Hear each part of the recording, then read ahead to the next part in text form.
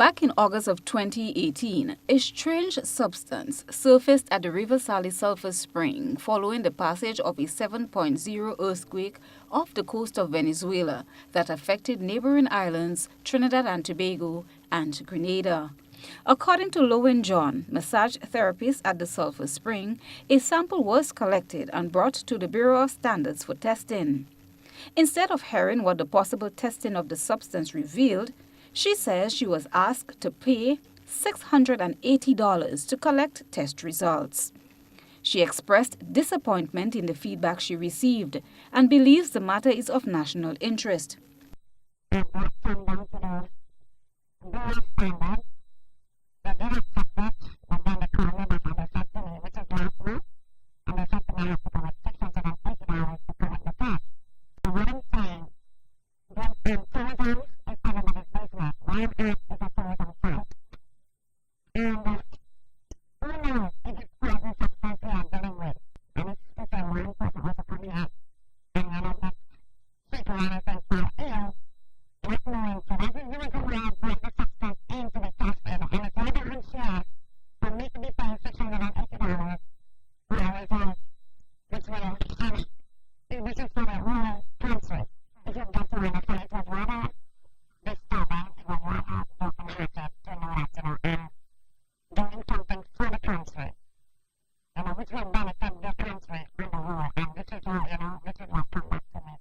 Ms. John described the substance as similar to that of crude oil, which may have seeped through following the earthquake.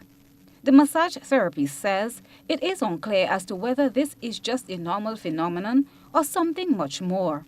The main one, that's where they get the water from. That water just turned dark as the color of the stuff in the bottle just for the day.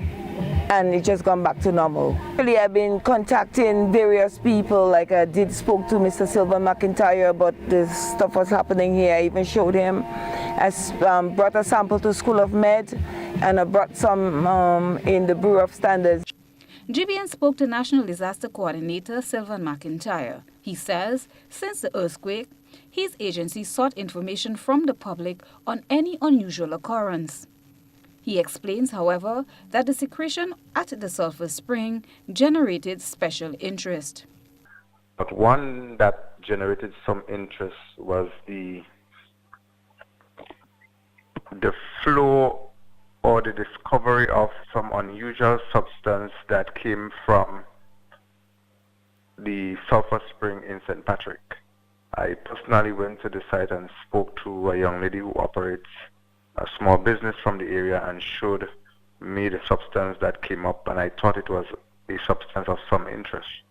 I subsequently spoke to the Seismic Research Center, and I thought it would have been something that they would have interest in looking at.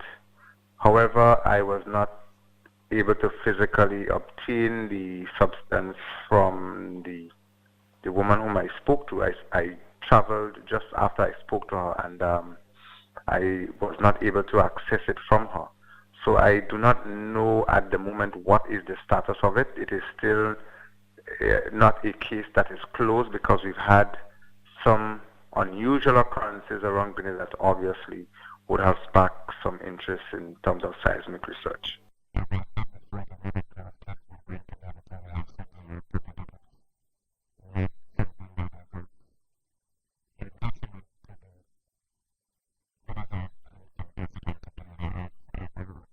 McIntyre promised a follow-up as to the findings from the Seismic Research Center.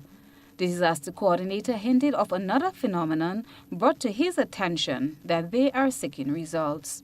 There was something of interest as well that somebody showed me that they thought may have been unusual at the Grand Etan Lake area as well. That is something as well that I am trying to find out the facts about it, and information or evidence relative to what may have occurred there is something that is currently an inquiry is being undertaken to find that out as well.